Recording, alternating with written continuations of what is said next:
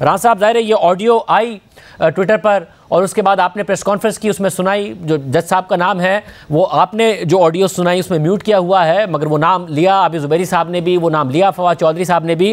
कह रहे हैं कि आपने ये साजिश की है, आईबी के तहत ये पहले रिकॉर्ड कराई और फिर जब वो मामला टेकअप हो गया 90 दिनों में इलेक्शन का, जो कि आज ही समाप्त हुई, तो फिर उसके बाद आप लोगों ने ये रिलीज़ की है। चले शाहजेब, इसका जो है ये भी फैसला हो जाएगा, ये भी बात इंक्वायरी और इन्वेस्टिगेशन में आ जाएगी कि किसने रिकॉर्ड की, आया किसी ने रिकॉर्ड करवाई है या किसी ने ख़ुद की है।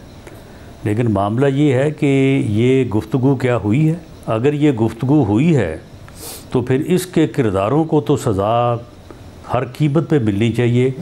अगर किसी ने गैर कानूनी तौर पे रिकॉर्ड किया तो ठीक है, उसके हिस्से में जो सज़ा आती है उसे भी मिल जाए। एक बैंक लूटने वाला डाकू ये तो नहीं प्ली ले सकता कि जी क्योंकि आपने बताया ही नहीं था, मुझे पता ही नहीं था कि आपने वहाँ पे सीसीटीवी कैमरे लगाए हुए हैं, तो लिहाजा ये शहादत जो है ये मेरे ख़िलाफ़ इस्तेमाल नहीं हो सकती। मामला ये है कि चौधरी परवेज़ लाई बताएं कि ये गुफ्तगू उन्होंने की है या नहीं की। आबिद ज़ुबैरी साहब ने बताएं कि उन्होंने गुफ्तगू की है या नहीं की। अब अगर ये गुफ्तगू हुई है तो ये तो पाकिस्तान के सबसे बड़े अदारे को या तो यानी मलाइन करने वाली उसके ख़िलाफ़ साजिश है, तो या फिर जो है अगर हकीकत है तो फिर उसके जो कॉन्सिक्वेंसेस हैं वो फिर सामने आने चाहिए। इस तरह से तो काम नहीं चल सकता। मगर राना साहब, इसमें मसला है कि आबिद ज़ुबैरी साहब जिनकी वो ऑडियो सामने आ रही है वो कह रहे हैं कि एक केस जो है भट्टी का वो तो सिंध हाई कोर्ट में जो कि उनको ऑफिस देख रहा है, उस हवाले से बात हुई। बाकी वो कह रहे हैं सब डॉक्टर्ड है। अब ज़ाहिर है हम कोशिश करें कि आबिद ज़ुबैरी साहब हमारे साथ इस वक्त प्रोग्राम में मौजूद हो और हम उनसे पूछ सकें कि वो जुमले उन्होंने अदा किए हैं नहीं किए हैं, वो कैसे डॉक्टर्ड है। मगर वो कह रहे हैं आप तैयार है फॉरेंसिक कराने के लिए? नहीं, चौधरी परवेज़ लाई साहब तो शाहजेब उन्होंने तो तस्लीम कर लिया है, उन्होंने तो इसको चैलेंज नहीं किया, उन्होंने तस्लीम किया, लेकिन ये मौक़िफ़ इख्तियार किया है कि जी इसमें कोई गलत बात नहीं है। बाकी ये चैलेंज करें तो इसका फॉरेंसिक ऑडिट जो है वो जहाँ से कहें, दुनिया के जिस हिस्से से कहें करवा लेते हैं और इस बात को भी इंक्वायर कर लेते हैं कि ये रिकॉर्ड कैसी हुई और ये सोशल मीडिया पे कहाँ से आई, ये भी देख लेते हैं। मगर अभी तक कुछ नहीं पता आपको कि कैसे रिकॉर्ड हुई, किसने रिकॉर्ड की, कैसे आई, या फिर कम से कम आप इतना मान रहे हैं कि हाँ की होगी हमने रिकॉर्ड, मगर हमारा गुनाह इतना बड़ा नहीं है जो ऑडियो के अंदर गुनाह की बात हो रही है, आप ये कह रहे हैं? जी, मैं फ़िलहाल तो मैं ये कह सकता हूँ कि इसके रिकॉर्ड करवाने में जो है वो जो मुझ पे इल्ज़ाम है ये कतई गलत है और मैं इसे इंशाल्लाह अगर इस बारे में कोई भी इंक्वायरी होती है किसी लेवल पे भी, जुडिशल हो या एग्जेक्टिव हो, मैं ये बात साबित कर सकता हूँ और मैं ये साबित करूँगा। और आप लेकिन आपने वो एक और ऑडियो जो कि ना हमने जुर्रत की है कि उसको जो है वो प्ले करें, ना मैंने उसका ज़िक्र किया है, वो सोशल मीडिया पे तो चल रही है, आपने भी देखी होगी, सुनी होगी और शायद आप भी उसका ज़िक्र ना करना चाहें। उसमें जितनी ख़तरनाक बात है, मोहम्मद ख़ान भट्टी जो है वो कहाँ पे पहुंचा हुआ है और कहाँ पे जो है वो परवेज़ लाई साहब जा रहे हैं, अगर उसकी फोरेंसिक हो और वो दुरुस्त साबित हो जाए तो फिर आप मुझे बताएं। राना साहब, अगर क्यों कह रहे हैं कोई क्यों कर जो है वो खामोशी इख्तियार की जा सकती है?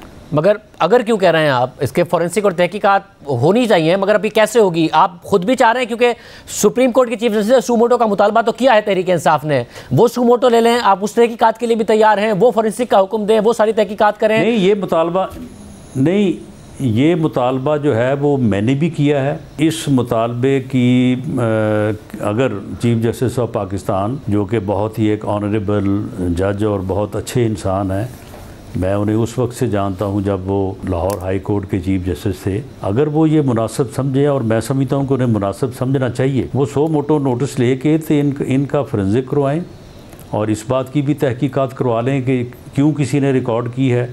लेकिन किसी के इल्लीगल या लॉ के तहत रिकॉर्ड ना करने की बुनियाद के ऊपर ये फैक्ट जो है ये तो नहीं छुपाया जा सकता।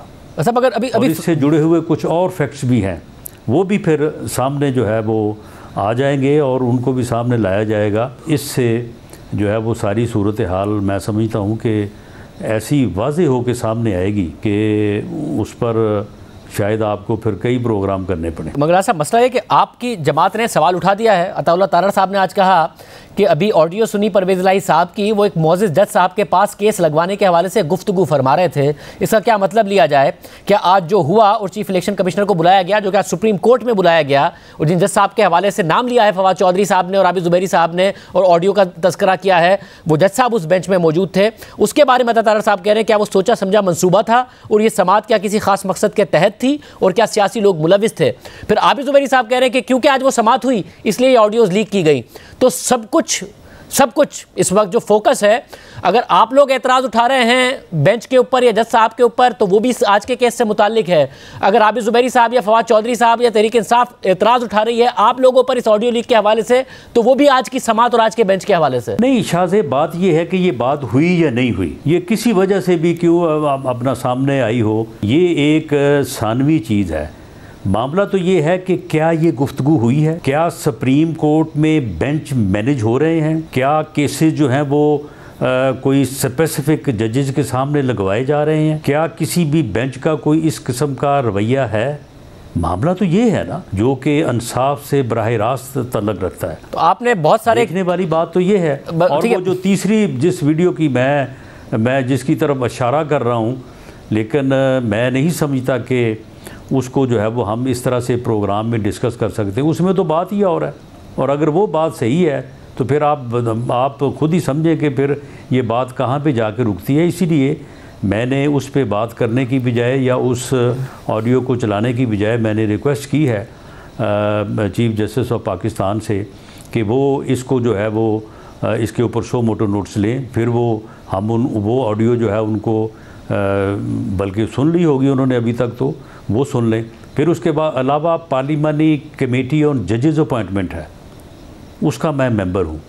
उस हवाले से भी कुछ हक़ाइक़ हैं जो मैं चीफ जस्टिस ऑफ पाकिस्तान के साथ ही सिर्फ शेयर कर सकता हूँ, और मैं उनका ख़ुद ज़ाती तौर पे जो है वो मैं शाहिद हूँ या मैं गवाह हूँ।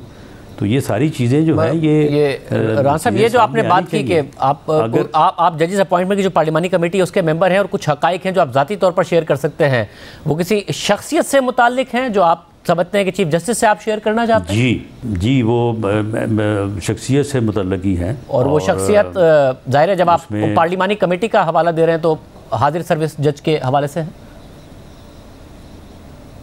जी बिल्कुल, लेकिन ये बात मैं क्योंकि अदलिया की इज़्ज़त, अदलिया का एहतराम मुझे भी मलहूज़े ख़ातर है, सब के मलहूज़े ख़ातर होना चाहिए। और अगर शाहज़ेब ये उस ऑडियो की जो है वो इंक्वायरी हो जाती, उसका जो है वो फोरेंसिक एनालिसिस हो जाता, उसमें जो विक्टिम था उसे आज इंसाफ मिल चुका होता, तो शायद ये वाक़यात बाद में होते ही ना, ये रुक जाते, लोग मैनेज करना छोड़ देते।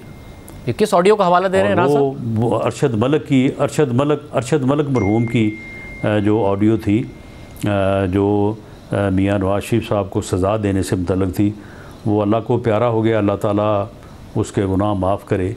अगर ये उसके ऊपर भी हमने मुतालबा किया था, PMLN ने मुतालबा किया था, मरीम नवाज़ साहबा ने मुतालबा किया था, उन्होंने वो ऑडियो जो है वो पेश की थी, और उन्होंने कहा था कि इसके ऊपर जो है वो इंक्वायरी हो। अगर वो इंक्वायरी हो जाती और उस वक्त ही कोई जो है वो रेक्विजिट एक्शंस ले लिए जाते, तो शायद ये आज ये जो है वो हमें ना देखना पड़ता, और ये सूरत हाल ही न होती, लोग छोड़ देते हैं। मगर राना साहब देखिए, वो तो ये तो ऑडियो हैं, ये तो 3 अदद ऑडियोज़ हैं शायद जो शेयर की गई सोशल मीडिया पर, उसमें ये हिंट भी दिया गया कि शायद और भी ऑडियोज़ आ सकती हैं, मगर वो तो वीडियो थी अरशद मलिक साहब की। जब उस पर कोई हुआ नहीं नोटिस, जो आप लोगों की डिमांड थी, अगर इस पर सुमोटो नहीं होता तो आप लोग क्या खुद कोई तहकीकात, कोई फॉरेंसिक हुकूमत में आप वो कराएंगे, या आप चीफ जस्टिस ही की तरफ देख रहे हैं कि वो तहकीकात भी कराएं और आप ज़ाती तौर पर भी उनको कुछ एविडेंस देना चाहते हैं, अगर वो आपसे मुलाकात करके वो एविडेंस लेना चाहें किसी एक खास हाजिर सर्विस जज के हवाले से जो आप कह रहे हैं? जी हम इसकी फोरेंसिक करवाएंगे। फोरेंसिक करवाने के बाद इसकी जो भी रिपोर्ट हुई, अगर नेगेटिव हुई, पॉजिटिव हुई, हमारा ये आपस में ये इसके ऊपर बात हो रही है, लॉ डिवीज़न से भी जो है वो इसके ऊपर राय ले रहे हैं। मेरा ये ख्याल है कि मैं ज़ाती तौर पे जो है ये चाहूँगा कि चीफ जस्टिस ऑफ पाकिस्तान को पेश किया जाए, उनको इसके ऊपर एतमाद में लिया जाए। लेकिन एक्शन जो है वो मैं समझता हूँ कि चीफ जस्टिस ऑफ पाकिस्तान की इजाज़त या उनकी अप्रूवल के बगैर शायद करना जो है ये मुनासिब ना होगा।